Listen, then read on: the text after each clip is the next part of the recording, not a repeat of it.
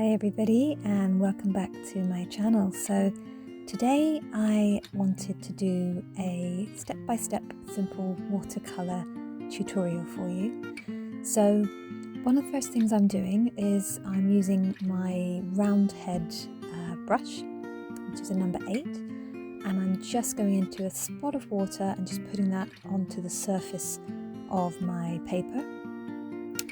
And then what I'm going to do is just literally start to drop in the colours I can see on the reference photo that I'm working from. So when you put water down on the surface, that's known as the wet in wet technique. I really recommend this in the beginning because it really does help you to just kind of relax into the process of painting without worrying too much about how you move and pull the paint, because you've got water on the surface already. Literally as soon as you start dropping in those colours, it will spread and blend for you. So that's what I'm doing. I'm putting some of the lightest blue on first. Because this reference photo is very cool in its colour palette, I'm going to be using all 3 of the blues that I have available, and I'm also going to use a little bit of grey as well, and a little bit of blue, which you'll see as I go along. Something else that I recommend, particularly when you're starting out painting, is to almost do a sort of dabbing effect with your paintbrush. Now obviously you don't want to go sort of so harshly that you end up damaging the bristles of the brush, but what this does is it helps you to just have a very delicate hand, which works very well for watercolour. And also I think a lot of people naturally think that with a paintbrush that you need to kind of sweep the brush backwards and forwards, and sometimes that's good if you want to cover a large area quite quickly, but when you're doing something like watercolour, it can be more helpful to you if you just use a sort of stippling or dabbing effect. So if you think about some of the impressionistic paintings, Impressionism is a really good thing to look into when you're starting out, because it gives the impression of the painting, so that you're getting a likeness but it's not absolutely realistic. So it's little individual brush strokes sometimes.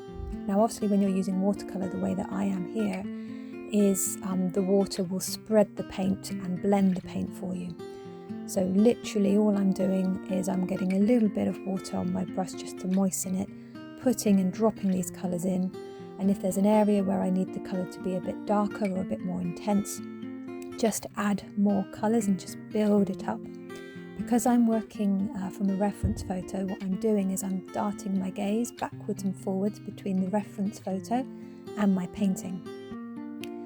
A lot of the times what we do is we'll spend maybe 20 seconds or so looking at a particular area of a photo, and then we spend several minutes trying to paint it in, and then we look back at it and think, hang on a minute, that doesn't look right.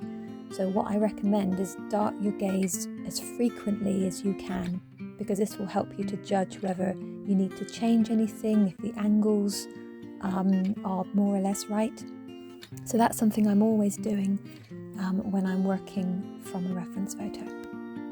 For the trees, as you'll see, is I'm again just being very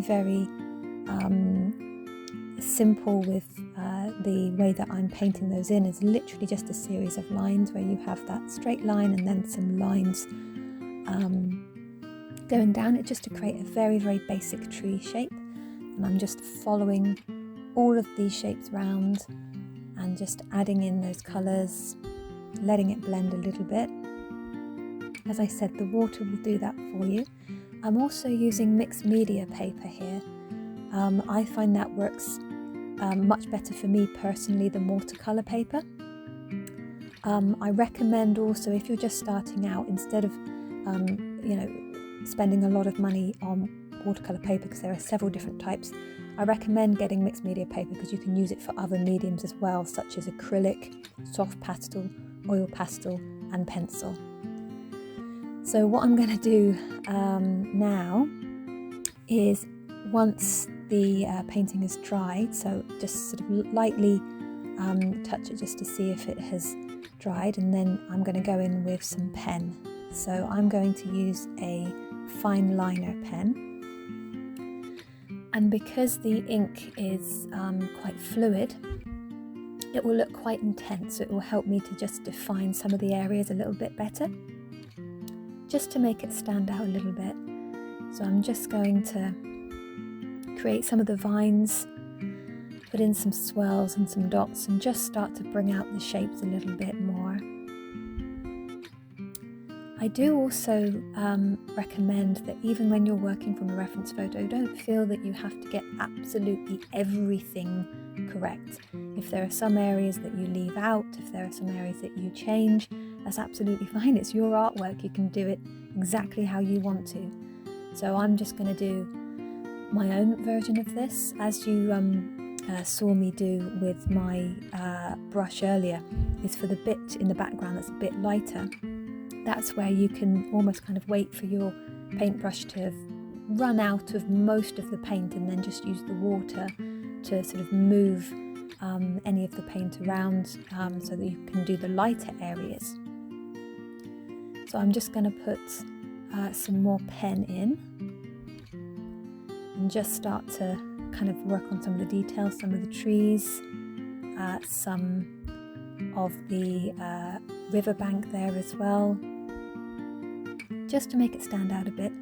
Something else that is worth doing sometimes if you're working on a piece is to actually come away from it and go back to it, because what this can help you do is see if there's any areas that you need to work on more, because sometimes it's the smallest areas and just the smallest little correction or the smallest little bit of detail that can really make such a difference. Because it's very, very easy to overwork a piece of artwork and keep painting into it, keep working into it. And sometimes it's quite good to take a step back from it, go away, have a cup of tea, come back to it. Because when you overwork things, sometimes that can be quite difficult, and it's knowing when to stop. So that's something else I recommend, particularly when you're just starting out. Watercolour paint will also dry much, much lighter. So this is good to bear in mind, particularly when you're starting out and perhaps you water down your paint quite thinly so it's not as bright.